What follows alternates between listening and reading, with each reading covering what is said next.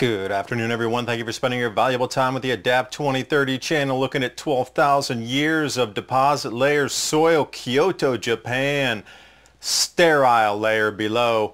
What caused such a massive inflow? Was it to do with the Younger Dryas era? First people to emerge after the complete wipeout of humanity, the Jomon. We know them as the slee stacks, perhaps? Did the floods come inland from the sea up, or 100 times the heaviest rainfall ever recorded down through the mountains because the reset up of the most sacred spots were directly in the center of Kyoto? Wow, who would have thought they would have had enough time to build moats and tremendous palaces? Or was that the remnant from the last reset?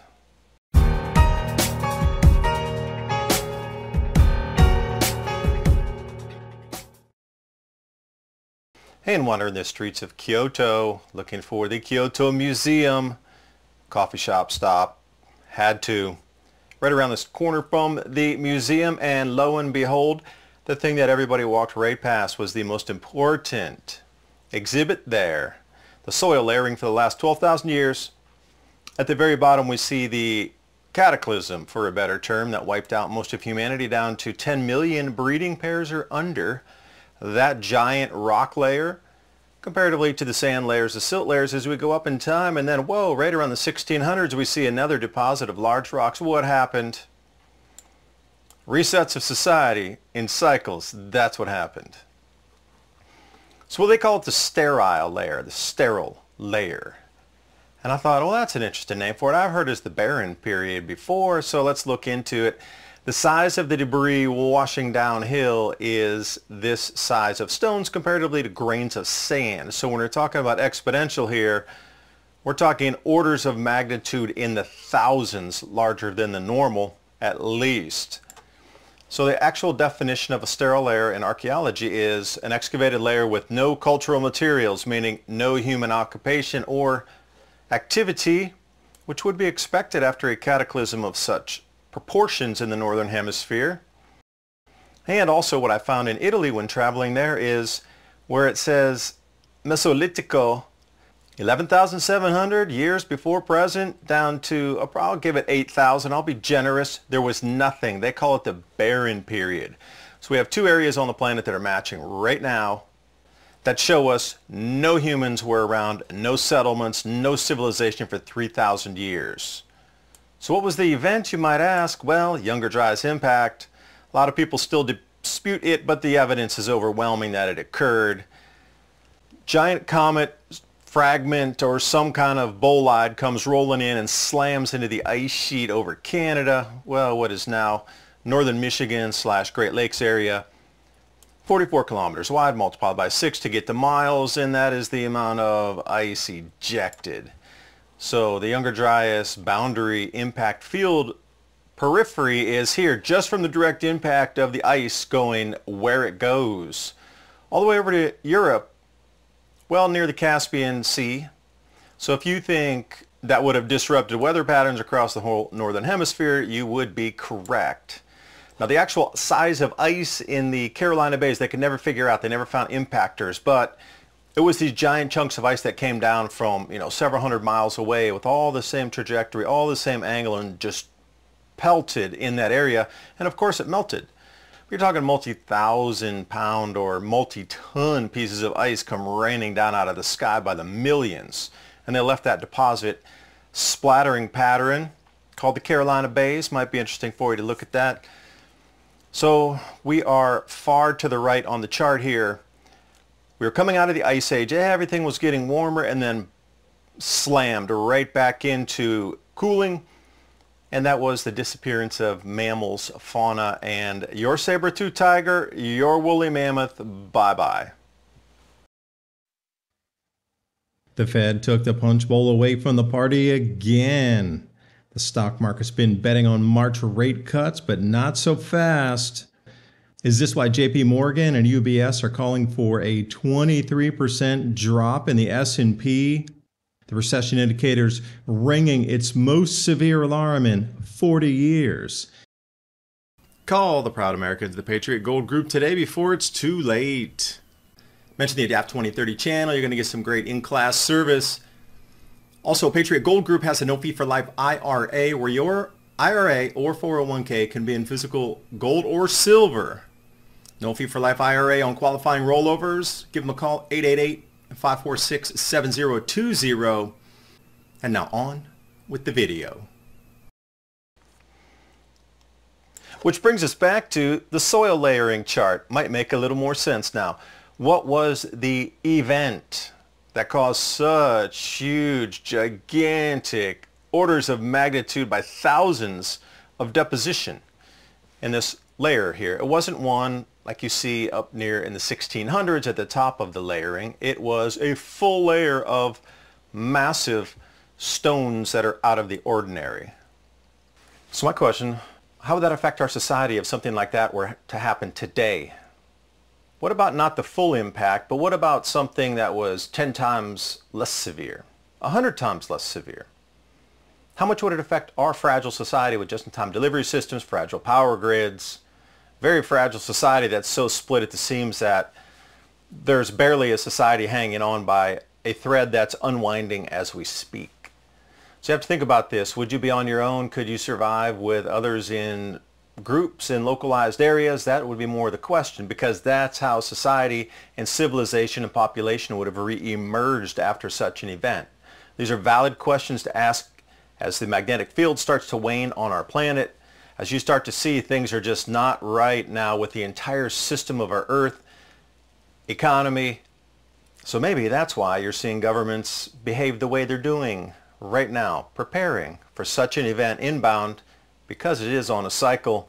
And you would not live your life the same if you knew your life was not linear.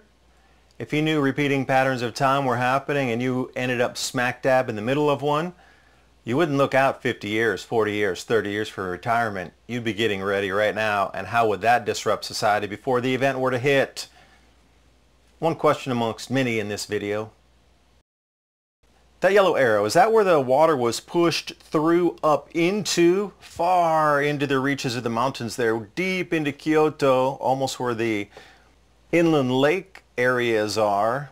Or was it from such massive rainfalls that everything came out of the mountains and deposited in the center there? That's more the question. Zooming in here, exactly what I'm talking about. Did the water come from the mountains and flow in, or the sea up? And you'll see those squares right in the center there. I was interested in those too, because that is the first re-emergence of the civilization in the Jomon period, that they set something up right there. And another question is why?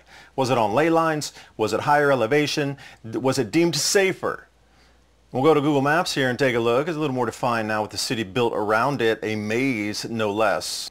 But what were these structures that were first reincorporated back into quote-unquote the reestablishment of civilization? Oh, canals, star forts, walled cities, palaces, things that are just completely out of the ordinary of, you would think, a re-emergent society that's barely a hunter-gatherer. Getting things back together again would have time to do. So the Jomon period, and you'll take a look at the stratified layering here. It doesn't like too many setbacks. There could have been a larger flood here or there, the remnants of the rain coming out of the skies after the Younger Dryas period. But all in all, it looks pretty uniform in terms of the granular size of the sand and the silt. There was nothing like those large rocks that we saw in the sterile layer. Just one step below this. You might be familiar with the Jomon. Did they have contact? Did somebody help them reestablish society? Because we hear about all this in South Central America, the Quetzalcoatl and all these different types of beings that come out, the ant people and whatever across the desert Southwest. But somebody helped reestablish civilization after it was completely shredded to, like I say, only tens of millions of breeding pairs of humans around the planet. Now, were they worshiping their gods, the recreators, the teachers? Looks like slee stacks to me, but I'm just not going to say anything about Land of the Lost there. So we do some timelines here. The Japan periods or Japanese periods. They say Jomon started at 10,000 years prior, and then it worked its way to 300 BC. But then they're just dissecting the Jomon periods throughout, and we see the same in China. It starts around 10,000. So we know that's the reestablishment period, when there are something in the layers, not just barren layers. or 10,000 years prior from today, and we see that again in South Asian period, China, everywhere it starts to reemerge 10,000 years ago. And another look at the Jomon artwork here. The one on the right is very interesting for me. I don't know if that would be a nightmare or that is just a being that came down to help reestablish the society. And these chillers right here, well, how do you depict that? I think you have 3 fingers, flat faces, looks rather reptilian to me. And I mean, describe this. What are they seeing? And don't tell me it's fanciful. They've barely got time to stay alive foraging for food, yet they can put these together. Another sign, another fingerprint. Here we go. Greenland ice core, dust record. And if we're looking at the far right, that's further back in time. The chart's a little small for you to read, so I blew out this section here where you can see the dust. Say 12,600 years before present. Really starts to ramp up there, and then as you can see, it decreases with time to around 12,000 years. And as we get toward 11.4 thousand years before present, things kind of smooth out. Magically, society reestablishes itself. What a coincidence, as they would say.